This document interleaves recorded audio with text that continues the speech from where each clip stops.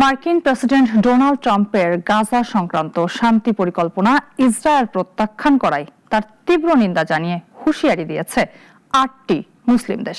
এক বিবৃতিতে দেশগুলো বলছে, শান্তি পরিকল্পনা প্রত্যাখ্যান, বাস্তবায়নে বাধা এবং বিলম্বের কারণে যে কোনো পরিস্থিতির জন্য সরাসরি ইসরায়েলকেই দায় নিতে হবে। যুক্তরাষ্ট্রের প্রেসিডেন্ট ডোনাল্ড ট্রাম্পের গাজা শান্তি পরিকল্পনা ইসরায়েল প্রত্যাখ্যান করায় এর তীব্র নিন্দা জানিয়ে যৌথ বিবৃতি দিয়েছে 8 মুসলিম দেশ। সৌদি আরব, মিশর, জর্ডান, সংযুক্ত আরব আমিরাত, কাতার, তুরস্ক, পাকিস্তান এবং ইন্দোনেশিয়ার পররাষ্ট্রমন্ত্রীরা রোববার এই বিবৃতি দেন। বিবৃতিতে বলা হয়, ইসরায়েল এই অবস্থান শান্তি পরিকল্পনায় সরাসরি অস্বীকৃতি জানানোর সমতুল্য। এতে এই পরিকল্পনার বাস্তবায়ন প্রক্রিয়া নস্যাৎ হচ্ছে। এটি একটি ন্যায়সঙ্গত এবং স্থায়ী শান্তি অর্জনের সম্মিলিত প্রচেষ্টা গোড়া থেকেই ক্ষুণ্ণ হচ্ছে। এই ধরনের প্রত্যাখ্যানের মধ্য দিয়ে এটি নিশ্চিত হলো যে গাজা এবং বাদবাকি অধিকৃত ফিলিস্তিনি অঞ্চল শান্তি আনার চেষ্টা বাধাগ্রস্ত করার জন্য এখন ইসরায়েলই দায়ী। গাজা নিয়ে ট্রাম্পের বোর্ড অফ পিস এর 15 দফা পরিকল্পনা গত সপ্তাহে প্রত্যাখ্যান করেছে ইসরায়েল। ফিলিস্তিনের মুক্তিকামী গোষ্ঠী হামাস পুরোপুরি অস্ত্র সমর্পণ না করা পর্যন্ত গাজা থেকে সেনা প্রত্যাহার করা হবে না বলে জানান ইসরায়েলের প্রধানমন্ত্রী বেনিয়ামিন নেতানিয়াহু।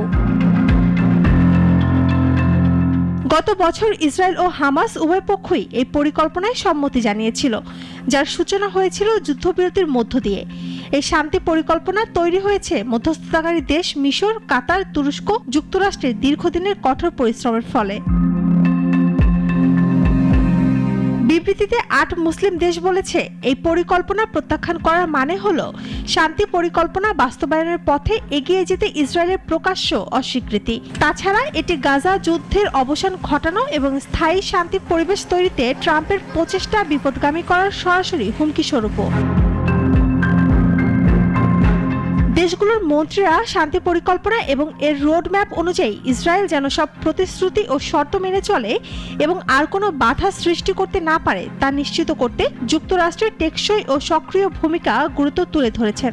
শান্তি পরিকল্পনার অনবরত প্রত্যাখ্যান, বাধা দেওয়া, মেনে চলতে অস্বীকৃতি জানানো কিংবা বিলম্ব করা, মাঠ পর্যায়ে পরিস্থিতির অবনতি এবং গাজা যুদ্ধ অবসানের বিঘ্ন সহ যে কোনো পরিণতির জন্য ইসরায়েল সরাসরি ও পরিপূর্ণভাবে দায়ী থাকবে বলে বিবৃতিতে উল্লেখ করা হয়। শম্পা আক্তার, নাগরিক।